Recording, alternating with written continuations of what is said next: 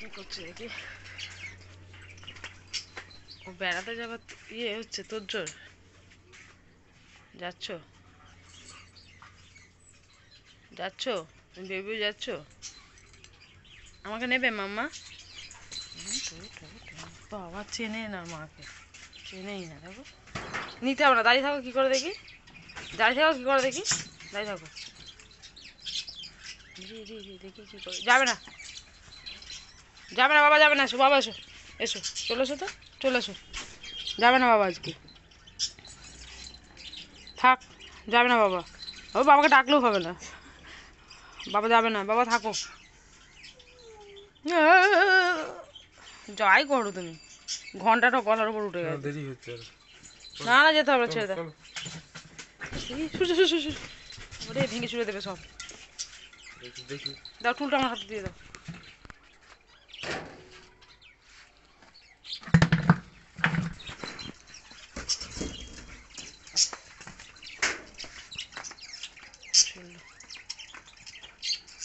রোজনা নিয়ে গেলে শান্তি নেই, মাথা খারাপ করে বাবার একদম।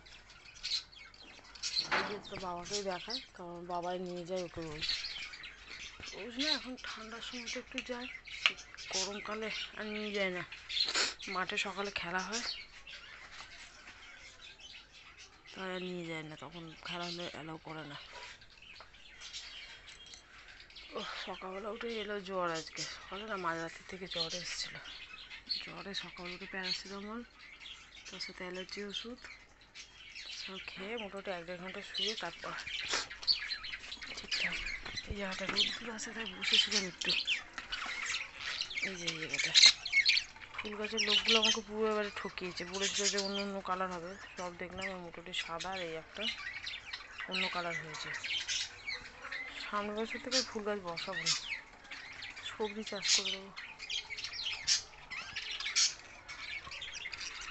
ঠিক যত্নও করতে পারি না, এবারে তো একদমই করতে পারিনি, চাইলেও সময় পাইনি।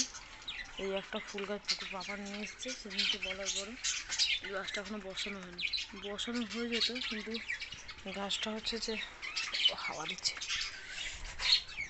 পুটুর বাবাকে আমি বলেছিলাম টবটা খালি করতে, পুটুর বাবা টবটাকে ভেঙে ফেলেছে, টব না নিয়ে এলে আর এই গাছটা বসানো যাবে না। ঠান্ডা হাওয়া দিচ্ছে প্রচণ্ড বাইরে।